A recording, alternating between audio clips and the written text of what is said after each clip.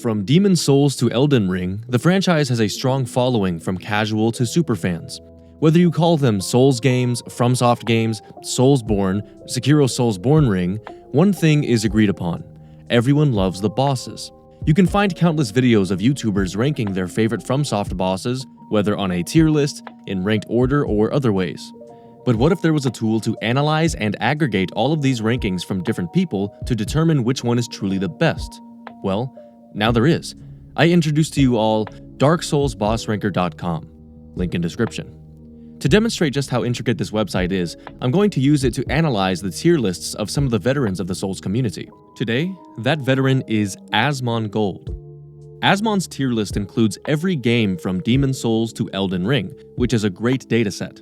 Unfortunately, Asmon does not use the official boss ranker, so we need to translate his tier lists into the official one. The official website goes from F to S tier, with F- and S+ reserved for those truly exceptional bosses. Asmon uses a tier list with only 6 tiers that needs to be translated into 9. In order to fill out the S+, F, and F- tiers, I took note of strong opinions he had in his commentary. For example, listen to the difference in how he describes Gehrman and Midir, despite them both being in S tier. Midir is actually fucking hard. It is the best dragon fight in the game. There are some parts of it that I think are a little bit bullshit. It plays well, the story is good, everything about this is good. I think that, yeah. And I think Gehrman is up there next to Artorias. Following this logic, I was able to translate his 6 tiers into the official 9 tiers of Dark Souls Boss Ranker. With the tier list submitted, we can look into the statistical analysis. Asmon has 11 bosses rated in S+ tier: Ishin, Radahn, Godfrey, Radagon, Elden Beast, Artorias, Gehrman, Ornstein and Smo, Orphan of Kos, Nameless King, and Slave Knight Gale. He had 9 bosses in F- tier, and 6 of them were from Dark Souls 2, which, if you know Asmongold, is a complete shock. His tier list distribution peaks at A and is also very high in the B and C tiers, meaning that Asmon has a very high average rating overall. His overall quality by game shows Sekiro and Elden Ring at the top, and again, to my complete surprise, Dark Souls 2 at the bottom.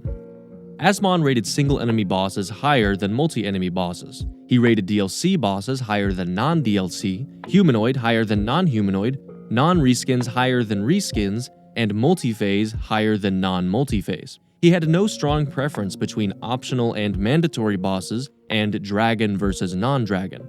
I ran an analysis based on his 5 strongest preferences to see what bosses fit his usual type: single enemy, DLC, multi-phase, humanoid, and non-reskin. Taking a look at his tier list, the 7 bosses that fit those requirements all rated an A or higher, so when a boss fits his type, it's usually a home run for him. I also took a look at his 2 strong negative factors, that is, bosses that are both reskins and gank fights. Surprisingly, he has a good amount of reskin gank bosses in C tier, making me think either he didn't think about his rating enough, or that there might be an issue with how I translated his list. Based on his high rating for DLC, humanoid, and Elden Ring bosses, I predict he will be pleased with the boss quality from the Shadow of the Erdtree DLC, especially Mesmer. Only time will tell how he and the rest of the community feels. Until then, leave a comment down below on which YouTuber you would like to see a breakdown of next, and don't forget to submit your own tier list on DarkSoulsBossRanker.com. Thanks for watching.